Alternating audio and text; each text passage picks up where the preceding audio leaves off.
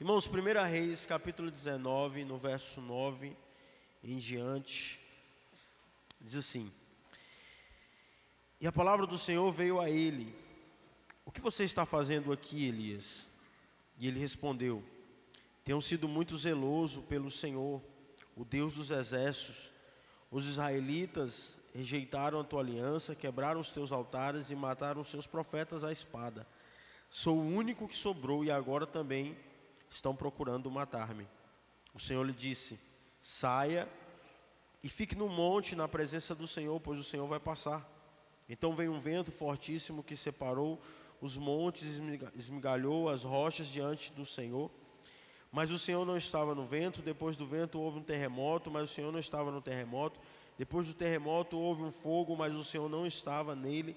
E depois do fogo houve um murmúrio de uma brisa suave.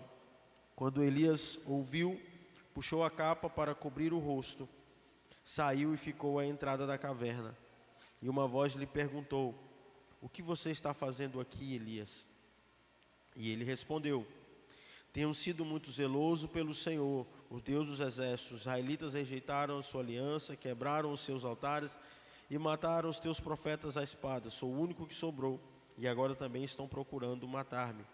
E o Senhor lhe disse: Volte pelo caminho por onde veio e vá para o deserto de Damasco. Chegando lá, unja Azael como rei da Síria, unja também Jeú, filho de Ninsi, como rei de Israel, e unja Eliseu, filho de Zafate, de Abel-Meolá, para suceder a você como profeta. Até aqui, amém? Irmãos, aqui é uma história muito conhecida, o profeta Elias, né, e Eliseu. Eu acredito que a gente conhece Elias muito pela ousadia dele contra o povo ali de Jezabel, né, ali lutando ali quando ele ora e o fogo desce dos céus. A gente vai ver Elias tendo vários grandes feitos de maravilhas acontecendo através da vida do profeta Elias. No capítulo 18, no verso 18, ele ora, né, faz descer o fogo do céu contra os Baalins. No capítulo 17, no verso 22, Elias, ele ora por um garoto e esse garoto ressuscita. Ele estava morto e ressuscitou. Também no capítulo 17, 16, Elias multiplicou o azeite e a farinha da viúva. Também no capítulo 17, agora no verso 6, ele foi alimentado por corvos. No capítulo 18, no verso 45, Elias ora para parar de chover e depois ora para chover, né? Então você vê que ele não era um cara muito normal, né? Ele vivia no sobrenatural de Deus, realizando muitos feitos, muitas maravilhas através da vida de Elias. Deus estava fazendo muitas coisas. Mas, irmãos, há um ponto muito diferente da vida de Elias, que é nesse capítulo 19, que a gente olha todo esse currículo do profeta, né, vivendo todas essas coisas extraordinárias em Deus, vendo todas essas maravilhas acontecendo, as coisas sobrenaturais acontecendo, Deus respondendo a oração de Elias ali como alguém íntimo da parte de Deus. Mas nesse capítulo 19, a humanidade, o homem, né, da parte de Elias, ele fala mais alto na vida de Elias. Então nós lemos essa passagem do capítulo 19 e nós estamos simplesmente lendo, vendo Elias dentro de uma caverna, escondido. É aonde Deus encontra ele, é aonde Deus vai lá e pergunta para ele o que ele está fazendo ali. Elias, o que você está fazendo aqui? Imagina só, irmãos, Elias tendo todo esse currículo de maravilhas, do que aconteceu através da vida dele, e agora ele está escondido numa caverna. E aí você se pergunta, o que aconteceu de tão grave para que esse mesmo profeta, esse mesmo Elias, que viveu muitas coisas sobrenaturais em Deus, tenha tanto medo que o fez se esconder dentro de uma caverna, sendo que as orações a quais ele fez, né, foram respondidas com coisas sobrenaturais. Amém? Você está me acompanhando aí?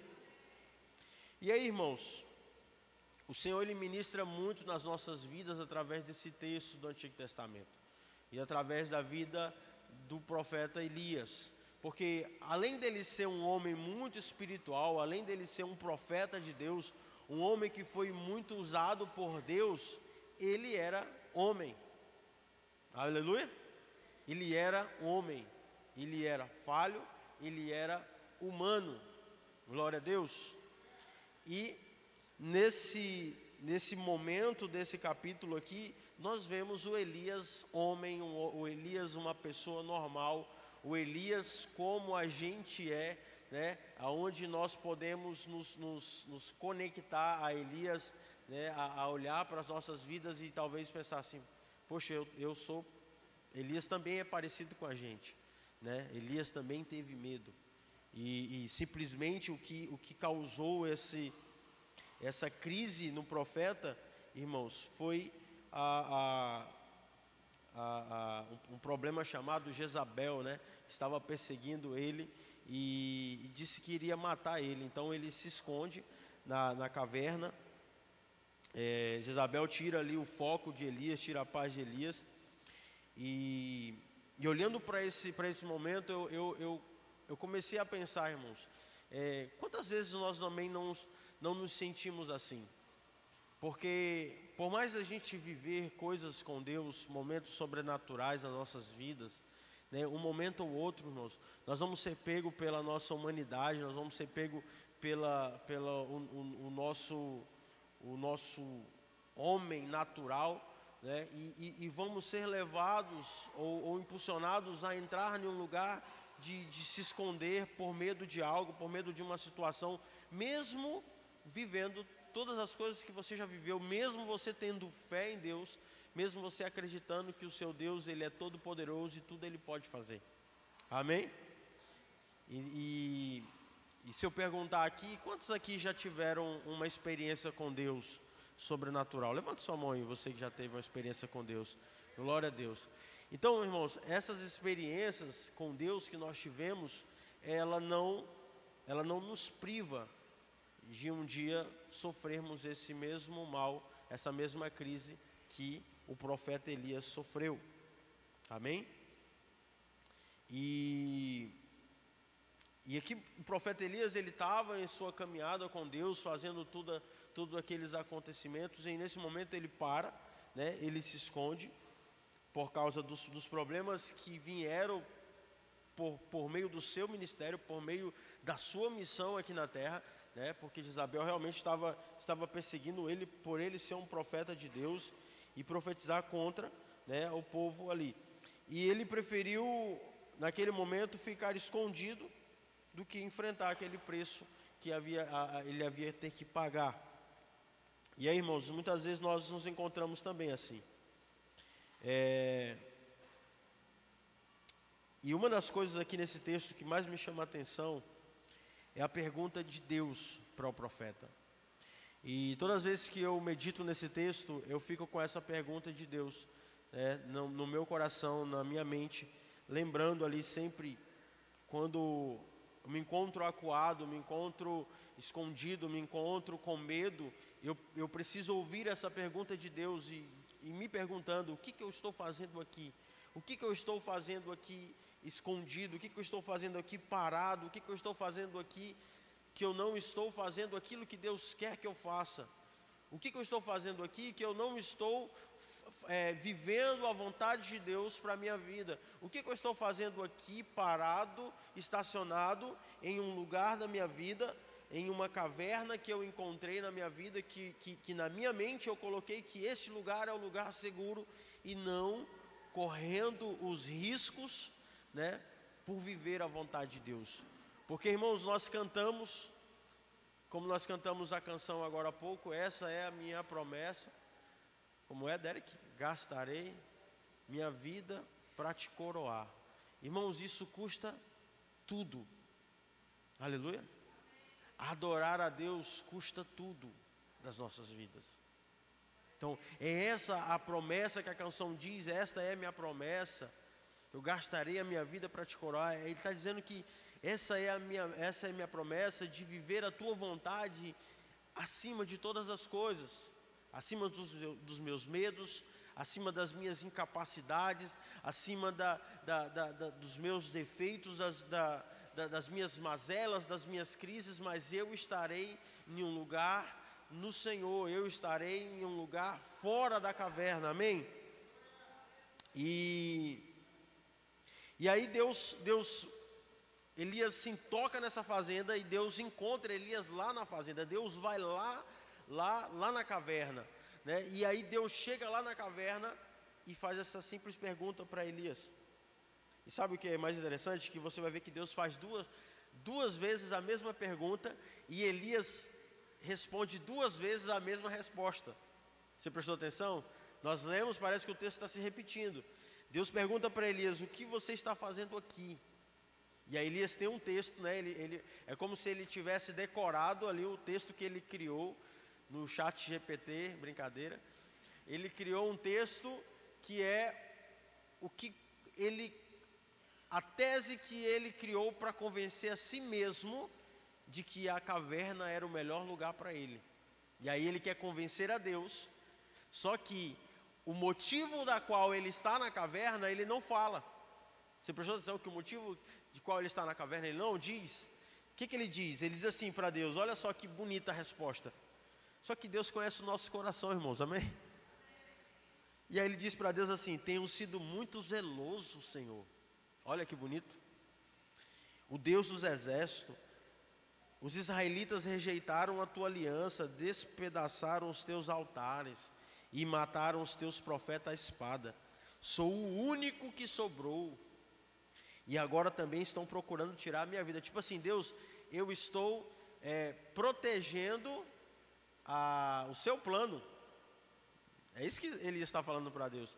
Deus, te acalma, eu estou aqui porque eu estou protegendo o seu plano. Porque se me matarem, acabou o seu plano, Deus. Aí o Senhor está rodado, que aí você não vai ter mais a minha pessoa, né? É isso que Elias está falando para Deus, irmãos. E aí Deus faz de novo a mesma pergunta. Deus primeiro fala para ele o quê? Saia e fique no monte da presença do Senhor, pois o Senhor vai passar. E ele fala para Elias: sai da caverna, né? Irmãos, aí Elias não sai, e aí Deus vem. Na verdade, Elias sai para fora da caverna, aí Deus vem de novo e faz a mesma pergunta: o que você está fazendo aqui? Elias só sai e fica parado, ele não continua a vida dele e a vontade de Deus para a vida dele. Então Deus vem com a mesma pergunta. E aqui há um ponto muito interessante, porque, irmãos, se Deus te pergunta a mesma pergunta duas vezes, é porque você respondeu errado, amém? Você deu a resposta errada para Deus, e Elias deu a resposta errada. Deus conhece o coração de Elias, Deus conhece o nosso coração. E aí Elias vem de novo com a mesma fala, com o texto do mesmo jeito, parece que ele estava lendo o texto, né? E aí ele diz de novo: tenho sido muito zeloso pelo Senhor, Deus dos exércitos, né? Tudo de novo ele fala. E aí, irmãos, ele não admite que o motivo que ele estava escondido era porque ele estava com medo de morrer. Não era porque ele estava sendo zeloso por Deus, pela obra de Deus, não. Ele estava lá porque ele estava com medo de morrer. Aleluia. No verso 4, irmãos, do mesmo capítulo que nós estamos lendo, diz assim, ó: e entrou no deserto, Elias, verso 3, Elias teve medo, aqui está falando o motivo que ele fugiu para salvar a vida. Em Beceba de Judá, ele deixou o seu servo e entrou no deserto, caminhando um dia. Chegou a um pé de gesta, sentou-se debaixo dela e orou, pedindo a morte. Elias pedindo a morte. Ele diz assim, ó: já tive o bastante, Senhor, tire a minha vida, não sou melhor do que seus antepassados. E depois se deitou debaixo daquela árvore e dormiu. Para muitos psicólogos e psiquiatras, eles têm uma visão de Elias ali enfrentando um quadro muito grave de depressão, de ansiedade e depressão, a qual ele deseja a morte. Ele pede para Deus tirar a própria vida dele. Deus, me mata, eu não quero mais viver. Ele estava tão angustiado, ele estava com tanto medo de Jezabel, que ele entra em um estado depressivo. Aleluia. Só que, irmãos, a maneira que Deus trata Elias é algo incrível. E eu quero caminhar com você para que você entenda e veja sobre isso e olhe para si também. Amém? E aí nessa passagem do verso 4 em diante, nós vamos ver que Deus começa o tratamento de Elias. Primeiro ele dá descanso e alimento para Elias. E aí depois Elias vai e entra na caverna. E aí ele se esconde, né, do mundo, de todos, de Deus. Ali ele queria se trancar de tudo que ele estava vivendo. Ele queria acabar com aquele sofrimento, com aquela angústia. E um dos pontos principais, irmãos, que levaram Elias a entrar nesse quadro, essa crise na vida dele, foi porque as coisas não saíram da maneira que ele queria. Amém? Simplesmente por causa disso. Porque nesse momento, a vida de Elias saiu do controle das mãos dele. Nesse momento que ele vê que a Jezabel avança sobre ele, avança a sua perseguição sobre ele, as coisas saíram do controle das mãos de Elias. Então as coisas não saíram como ele queria. Então ele entra em crise com Deus, ele entra em crise com ele mesmo, porque ele esperava algo mais fácil, algo mais resolutivo, tipo, se eu orei, choveu e depois parou de chover, se eu orei, caiu fogo do céu e consumiu o altar, por que Deus não tacou logo fogo em Jezabel, acabou com tudo e me salvou, entendeu? Então, tipo assim, ele queria que algo acontecesse da maneira que ele pensou que deveria acontecer, e aí esse algo não aconteceu. Então Elias simplesmente entrou em crise com ele e com Deus e com a vida. E aí, olhando para a vida de Elias, muitas vezes nós entramos em crise, irmãos, porque as coisas saem do nosso controle. E uma das coisas que nós gostamos como seres humanos é estar no controle da situação. Sim ou não? Nós queremos que as coisas saiam da maneira que nós planejamos. Nós queremos que as coisas saiam da maneira que nós programamos, que nós agendamos. E muitas das vezes as coisas não vão sair da maneira que nós queremos. Porque, irmãos, muitas das vezes a vontade de Deus ela vai ser diferente do nosso plano, do nosso projeto. E aí é onde nós entramos em crise. E é por esse motivo também, irmãos, que muitas pessoas preferem seguir doutrinas e evangelhos a qual pregue um evangelho em que Deus ele vai fazer aquilo que você quer do jeito que você quer, porque Ele é Deus e você é o Filho amado e tal, e tal, e tal, e as coisas vão acontecer do jeito que você quer. Mas, irmãos, eu quero que você entenda, olhando para a vida de Elias, um homem de Deus, um profeta, um homem muito usado por Deus, nem ele teve a vida da maneira que ele queria, nem ele teve o controle sobre a vida dele, porque uma vez que nós, escute isso, uma vez que nós entregamos a nossa vida ao Senhor, nós estamos entregando o controle dela nas mãos de Deus.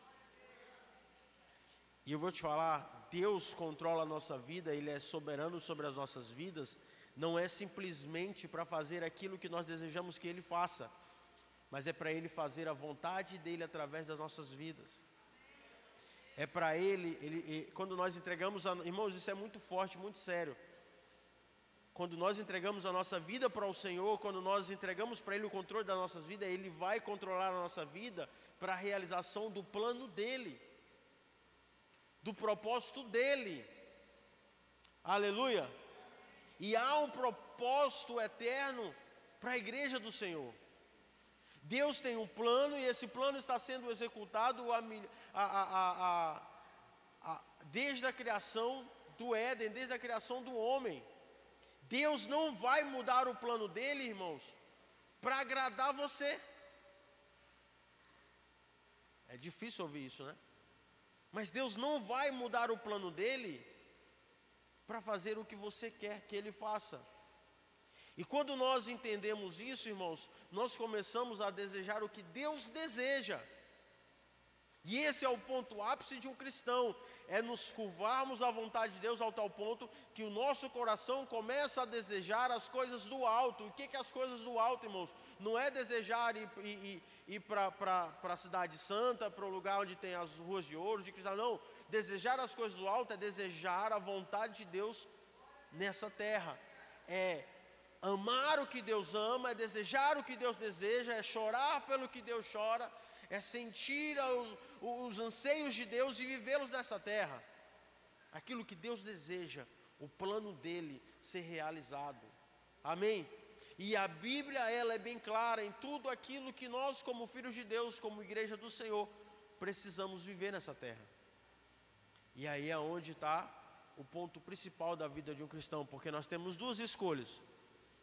Ou nós vivemos um cristianismo a qual nós somos submissos à soberania de Deus, ou nós vivemos um cristianismo que nos engana, que nos faz acreditar que Deus é submisso à nossa vontade.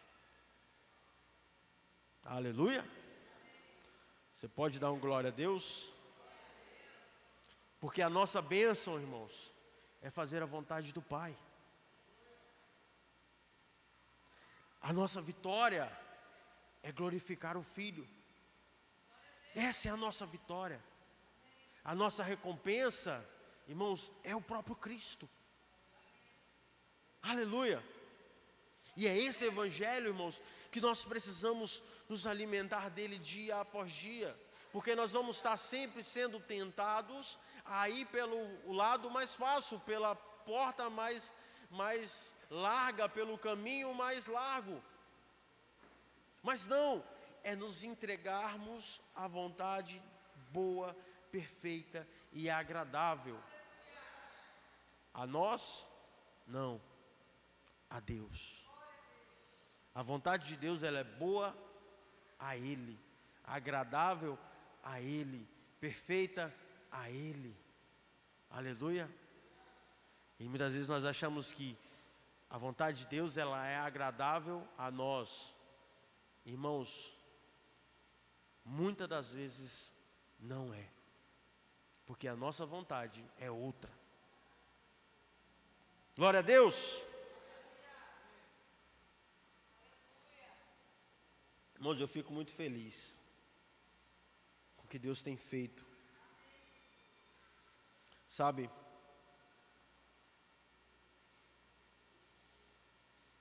Elias, ele fica decepcionado com Deus aqui. E aí o tratamento de Elias continua.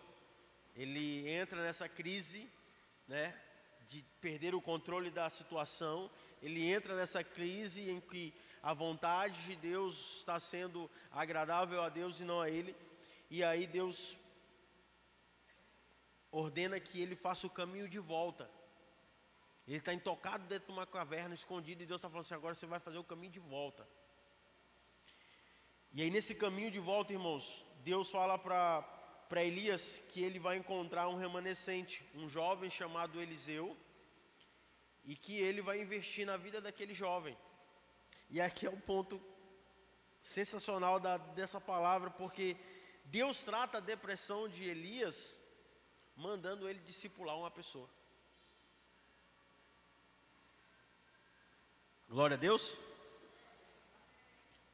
O cara está em crise, irmãos, querendo morrer.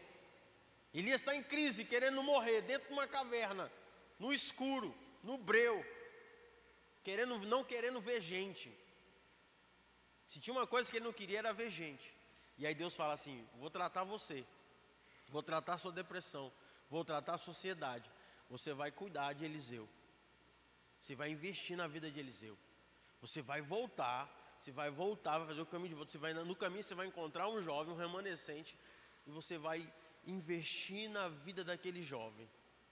Irmãos, e aí é onde acontece a mudança do coração de Elias, a resolução da vida de Elias, quando ele começa a investir a sua vida na vida de outras pessoas. Sabe, eu vou falar para você que uma das melhores experiências que eu tive em Deus, irmãos, para vencer muitas coisas na minha vida, eu falei até isso hoje de manhã no Café com Palavra, quando nós estávamos falando de evangelismo e pastoreio. Uma das melhores experiências que eu tive na minha vida, e é por isso que eu estou nela até hoje, é de cuidar de pessoas, irmãos. Eu era jovem, eu sou jovem ainda, graças a Deus. A gente vai chegando perto dos 40, a gente vai ganhando muitas coisas. Eu já ganhei uma dor nas costas, né? Mas é assim, Deus vai dando graça. E eu era bem jovem na época, quando eu voltei para Jesus, aos 20, e eu estava cheio de lutas e dificuldades para vencer alguns pecados da minha vida. Irmãos, quando eu assumi uma célula na época e comecei a cuidar de outros jovens, esse foi o santo remédio para que eu conseguisse vencer muitas áreas da minha vida. Porque Deus, Ele cuida de nós quando nós estamos cuidando de outro. Aleluia!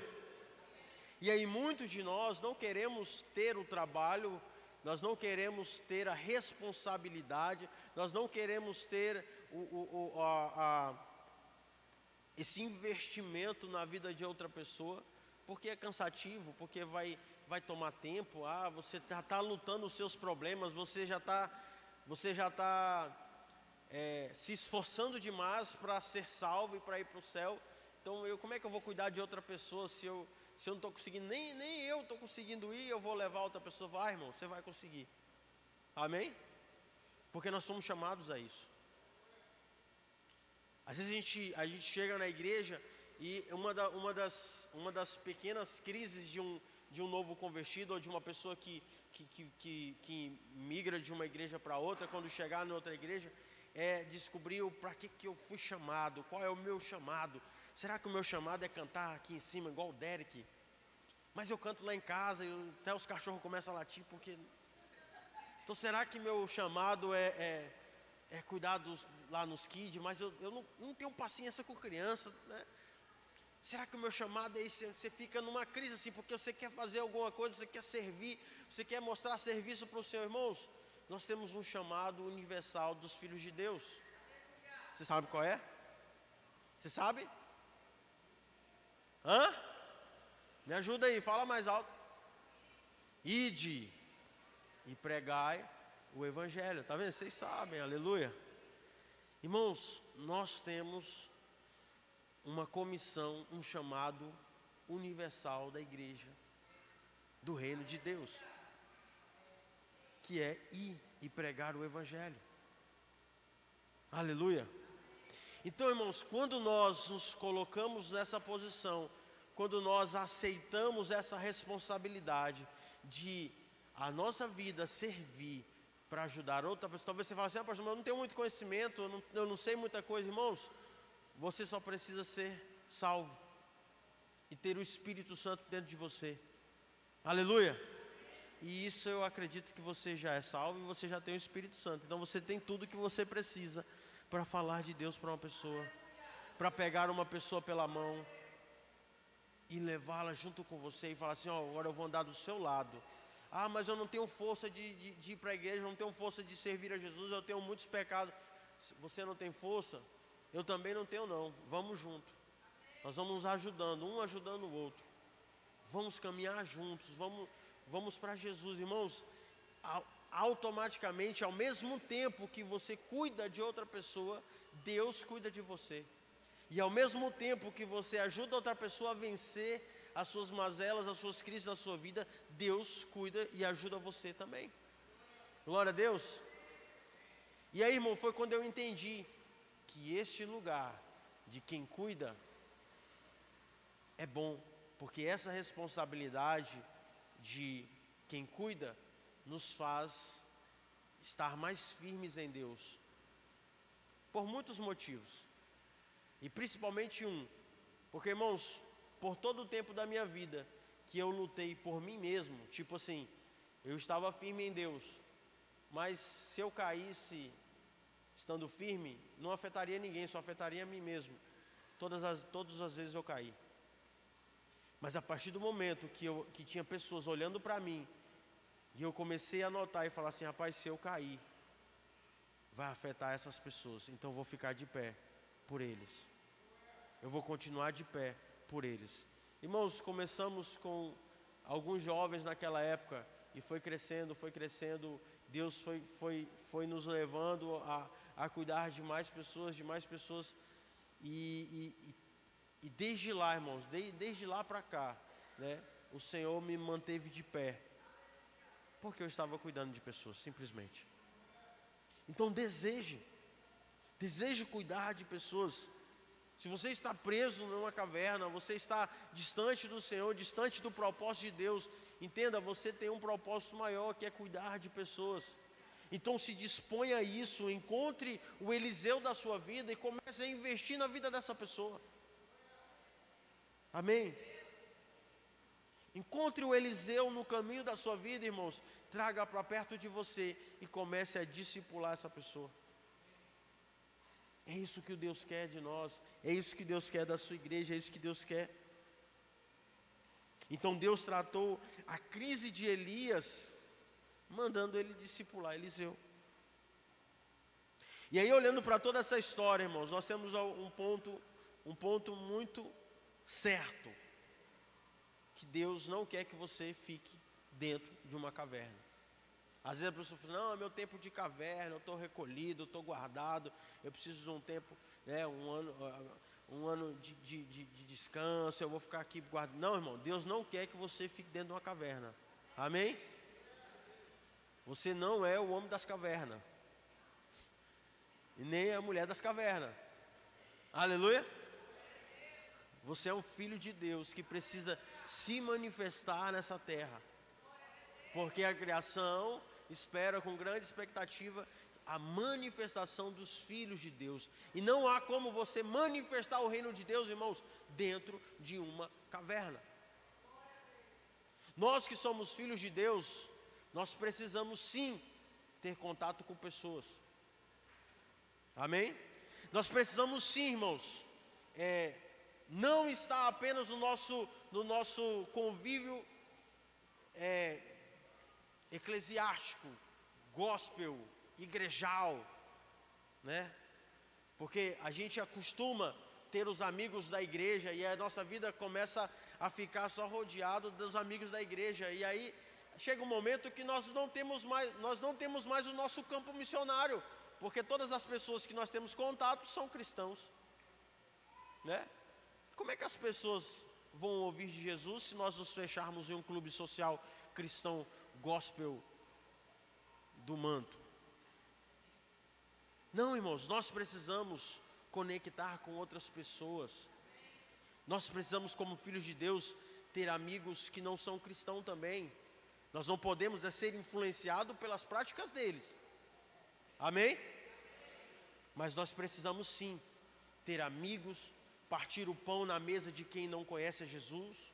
Nós precisamos sim comer com quem não é cristão, com quem está desviado. Nós precisamos sim tomar um café com um irmão que não tem as mesmas práticas que você como cristão.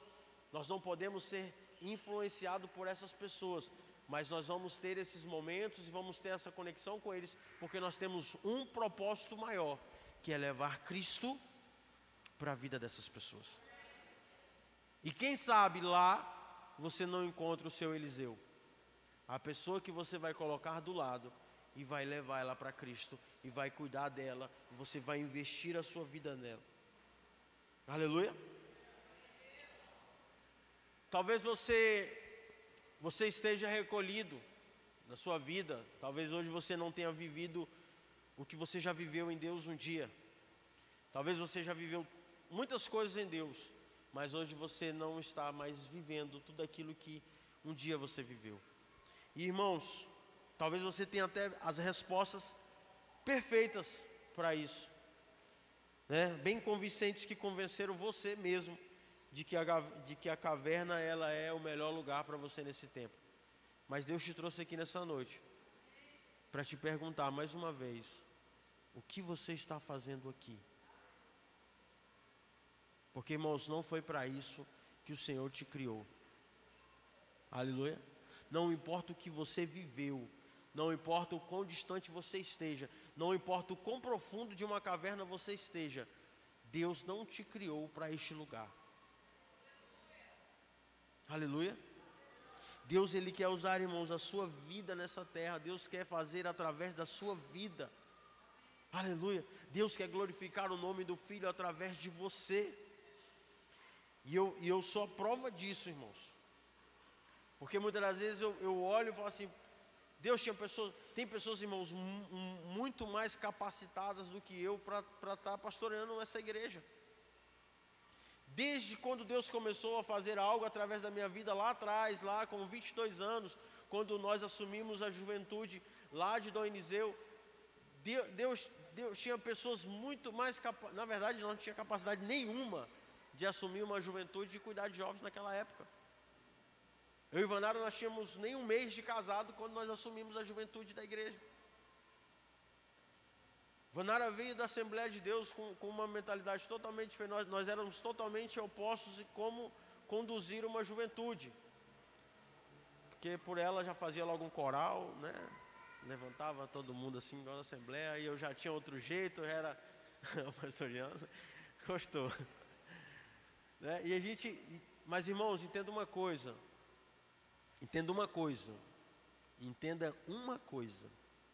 Deus não está procurando pessoas capacitadas.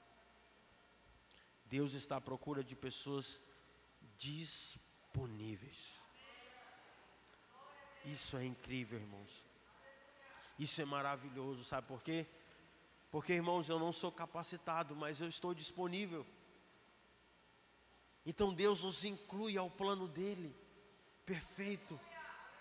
Deus escreve a história da igreja, a história de Deus, através das nossas vidas, imperfeitas, incapazes, falhos, pecadores.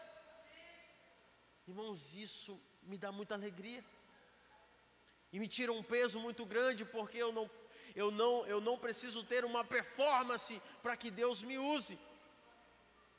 Eu só preciso ter um coração disponível, um coração que ame a Ele, um coração que queira viver a vontade dEle, independente de qualquer coisa. E uma das coisas, irmãos, que eu tenho mais medo, o Parma, uma das coisas que eu aprendi a ter mais medo, é de chegar o dia da morte, irmãos, e eu desejar a minha vida mais do que a vontade de Deus. Nós precisamos ter esse desejo no nosso coração. Um desejo tão real de viver a vontade de Deus, irmãos, acima de todas as coisas. Colocar o nosso coração em Deus ao ponto de que a vontade dEle seja feita na nossa vida. Deus seja glorificado através das nossas vidas. E eu quero que você entenda uma coisa, que a obra do diabo, irmãos, não é tirar Deus de você. Isso ele não vai fazer. Você já teve conhecimento de Deus, você já sabe quem é Deus, então não há essa possibilidade, amém? A obra do diabo não é tirar Deus de você, mas a obra do diabo é tirar Deus do lugar dele na sua vida, fazendo você acreditar, e aí colocando a sua vontade acima da vontade de Deus, e aí você se dá o direito de não viver mais aquilo que Deus deseja que você viva. Aí você se dá o direito de não viver para o Senhor da maneira que você sabe que você precisa viver. Você se dá o direito porque você está convencido pelas suas mentiras, que você falou para si mesmo tanto que você acreditou que essas mentiras não eram verdades. E aí você tem as desculpas perfeitas para chegar diante de Deus e falar para Ele o porquê que você não está fazendo o que você fazia, o porquê que você não está vivendo mais do que você vivia, o porquê você não está posicionado em Deus da maneira que você deveria estar, porque você tem a sua desculpa perfeita, como Elias tinha a sua desculpa perfeita. E aí Deus vem e te pergunta, o que você está fazendo aqui? E aí você dá a desculpa perfeita. E aí Deus vem e pergunta de novo, o que você está fazendo aqui? E você dá a desculpa de novo perfeita. Mas o Senhor quer que você se desarme nessa noite. E entenda que Ele está te chamando para sair desse lugar. Esse lugar distante, esse lugar omisso, esse lugar onde você está no controle, esse lugar onde você está tentando estar no controle da sua vida a todo custo, e aí você começa a olhar para a sua vida e começa a ver que não tem sentido. Porque, irmãos, a nossa vida só tem sentido quando nós estamos fazendo a vontade de Deus. Essa é a verdade, meus irmãos. Você quer encontrar o sentido da sua vida? Viva a vontade de Deus. Você quer encontrar o sentido da sua existência? Entregue o controle da sua vida ao Senhor. Viva a vontade de Deus. Viva para Ele. Queime a sua vida para Ele. Aleluia.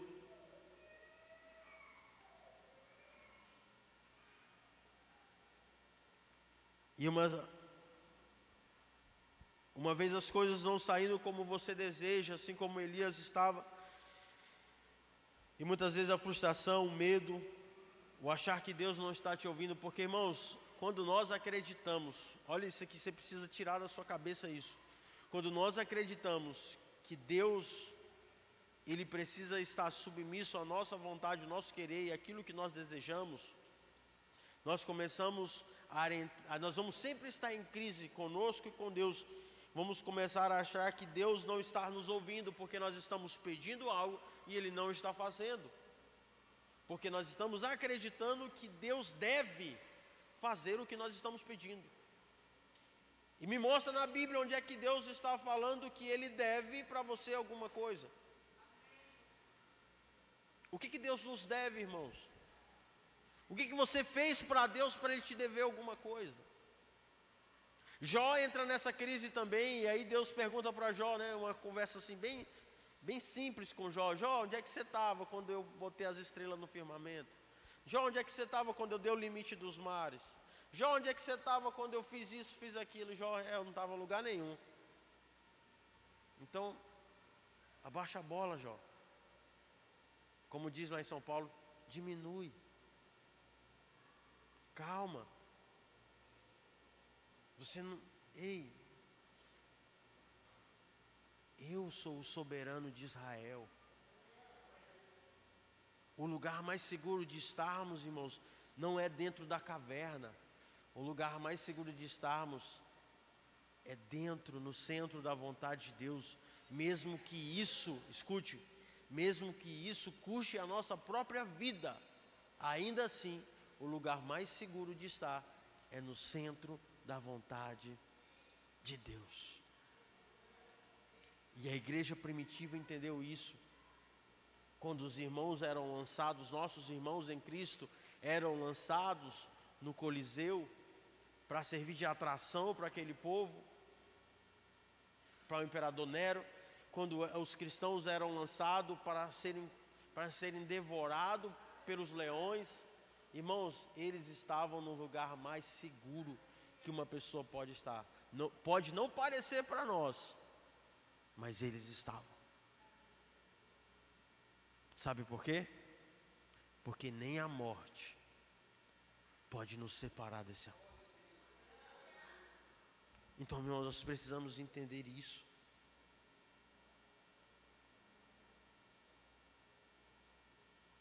Como diz aquela canção,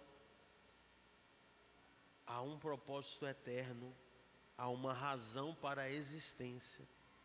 Ambições e outros sonhos um dia cairão ao chão. Te ter como maior tesouro, te amar como a nenhum outro. Essa precisa ser a nossa oração. Nós somos chamados para sermos continuistas do livro de Atos. A igreja iniciou em Cristo e ela vai finalizar em Cristo. E nós estamos, irmãos, nessa história. Nós somos chamados por Deus para viver a sua vontade, para sermos responsáveis pela nossa geração, para sermos aqueles que estão com os ombros disponíveis para carregar a glória de Deus, para manifestar essa glória na nossa geração. Irmãos, nós somos chamados para isso. Mas eu te pergunto essa noite, o que te impede de sair da caverna? O que te impede de você se posicionar em Deus hoje? O que te impede de você tomar a responsabilidade de um filho de Deus, que entrega o controle da sua vida para o Senhor, que entrega o seu futuro nas mãos de Deus, que entrega tudo o que você tem, tudo o que você é, tudo o que você possa ser nas mãos do Senhor e deixar que Ele controle a sua vida para a glória dEle? O que te impede de crer nas Escrituras, na Palavra de Deus e viver o verdadeiro Evangelho? Ou nós vamos ficar, irmãos, nesse namoro com o Evangelho falso? Ou nós vamos ficar nesse namoro todo o tempo querendo esse Evangelho que nos leva a um lugar de sermos soberanos? E que a nossa vontade é que tem que ser feita, é do nosso jeito que tem que ser feito. Deus precisa fazer o que eu quero, Deus precisa realizar os meus sonhos. Se Deus colocou, tem uma frase que a pessoa fala assim: não, se Deus colocou esse sonho no meu coração, é porque Ele tem que realizar. Irmãos, você desejou isso sozinho. Para de colocar Deus num lugar onde Ele não está. Sabe o que Deus desejou de você? Que você morra para si mesmo. Que você morra para suas vontades carnais. Que você vá para a cruz. Que você mate o velho homem todos os dias. Que você renuncie o pecado por amor a Ele, que você viva a santidade por amor a Ele, que você manifeste a glória de Deus nessa terra por amor a Ele. É isso que Deus deseja de nós. A nossa glória é eterna, a nossa glória é em padecer por Ele. Nessa terra, esse corpo, irmãos, esse corpo nosso aqui é para sofrer, é para sermos participantes das dores, é para sermos participantes do sofrimento, por amor a Ele, para que nós, no futuro vindouro, nós possamos ser participantes da glória eterna de Cristo. Então para de achar que você não tem que sofrer, que Deus precisa cuidar da sua vida de um jeito, porque você é de porcelana e você não pode quebrar, você não pode sofrer. Não, irmãos, olha para a história da Bíblia, olha o que aconteceu com Estevão. Porque, irmãos, se nós não tivéssemos que sofrer nessa terra com esse corpo carnal, irmãos, a vida dos apóstolos teria sido diferente. Estevão não estaria sendo apedrejado até a morte. Estevão estava andando de carro importado. Estevão estava viajando o mundo para conhecer os lugares que ele deseja conhecer. Estevão estava de férias. Estevão estava na beira da praia tomando uma água de coco, com um som tocando um som em louvor. Nada de errado com essas coisas, irmãos, mas eu quero que você entenda que nós temos um propósito eterno, que é levar as boas novas, que é termos a nossa vida, irmãos, entregue para o Senhor, para que Ele faça a sua obra na nossa geração, através da nossa vida. E o que te impede de sair da caverna? O medo, como Elias, o pecado, a inconstância, a incapacidade. O que te impede de sair da caverna? Irmãos, Jesus entra hoje na sua caverna e te estende a mão e te chama para fora. Esse lugar não é o seu lugar. Eu não sei quanto tempo você está aí, mas o que você está fazendo aí? O que você está fazendo nesse lugar? O mais incrível de tudo isso, irmãos, é que mesmo diante do nosso medo, mesmo diante da nossa incapacidade, mesmo diante da nossa pequenez, mesmo diante da nossa fragilidade, mesmo diante das nossas crises, mesmo diante da nossa depressão, da nossa ansiedade, mesmo diante de todos os problemas que nós temos, Deus acredita em você. Deus acredita em mim. Mesmo quando eu não acredito, Ele acredita. Mesmo quando eu não me vejo capaz, Ele acredita. Judas estava, irmãos, sentado à mesa e ele havia traído o mestre. E Jesus sabia que Judas era o traidor, ele declara isso na hora, ele fala que tem um traidor ali. Irmãos, e Jesus, Ele acredita em nós até o último suspiro da nossa vida. Se nós não vivermos a vontade de Deus, irmãos, olha aqui para mim, se nós terminarmos a nossa vida sem viver a vontade de Deus, não é culpa de Deus, amém? É culpa nossa, porque Deus acredita até o último instante. Jesus pega o pão e faz o quê? Molha no vinho e entrega para Judas. Tu sabe o que significa? Maior honra.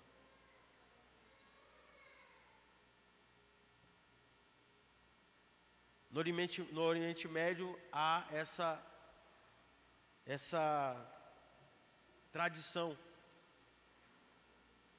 de o anfitrião, ele pega o pão, molha no vinho e entrega para a pessoa que ele quer honrar naquela noite. É como se fossem os nossos dias aqui no Brasil, seria o pedaço de bolo do aniversariante. Irmãos, Jesus sabia quem era o traidor. Jesus pega o pão, molha no vinho, pega o primeiro pedaço do bolo e entrega nas mãos do traidor. Sabe o que aquele gesto estava falando para Judas, irmãos? Judas, eu te perdoo. Judas, muda de vida.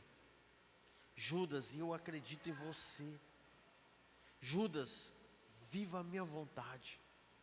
Não importa o que você fez, não importa o que você tem vivido, não importa quão distante você está, irmãos. Jesus acredita em você. Por isso que Ele vai lá dentro da sua caverna te buscar. Olha nos teus olhos e pergunta: o que você está fazendo aqui? Mas Deus, eu não consigo. Consegue. Saia para fora, porque eu vou passar. Fique na minha presença. Foi o que Ele falou para Elias, irmãos. Saia, fique no monte, na presença do Senhor, pois eu vou passar. A minha presença está lá. Isso nos mostra, irmãos, que nós precisamos de uma coisa apenas: está no monte santo do Senhor. Que lugar é esse, irmãos? Na presença de Deus. Quem subirá ao monte santo do Senhor? Os de mãos limpas e coração puro. O Espírito Santo de Deus, irmão, nos purifica para estar na presença do Pai. Ele nos dá acesso à sala do trono, ao lugar onde nós podemos contemplar a presença de Deus e glorificar o seu nome através das nossas vidas. Irmãos, no Antigo Testamento, as pessoas precisavam sacrificar animais. E ei, olha aqui para mim, hoje o sacrifício somos nós. Eu sou o sacrifício. Eu entro neste lugar e me sacrifico ao Senhor. E como é que eu me sacrifico? Vivendo a vontade de Deus e não a minha. Entendendo qual é o prazer de Deus na minha vida nessa terra e vivendo para agradar o coração do Pai. vivendo a vontade do Pai, vivendo os seus mandamentos, vivendo a palavra viva e eficaz, irmãos. É dessa maneira que eu me sacrifico e me coloco como um sacrifício vivo diante do Senhor. E talvez você fale assim, mas tantas pessoas morreram em favor do Evangelho, tantas pessoas deram a sua vida pelo Evangelho. Olha aqui para mim, eu quero que você entenda uma coisa: tão quanto é difícil dar a vida em favor do Evangelho, é viver dia após dia em favor do Evangelho. Uns, Deus vai glorificar o seu nome na morte deles. Outros, Deus vai glorificar o seu nome na vida deles. Aleluia. Então, irmãos, uma coisa eu sei: nós precisamos glorificar a Deus, ou na nossa morte, ou na nossa vida. Você está vivo? Então glorifique o Senhor através da sua vida. Saia dessa caverna hoje, decida sair desse lugar. Deus quer restaurar a sua vida. Deus quer te trazer para o centro da vontade dEle. Mas isso não acontece sozinho. Precisa de uma decisão sua, de se levantar dessa cova que você se meteu, de se levantar desse buraco que você se enfiou e sair para a presença de Deus.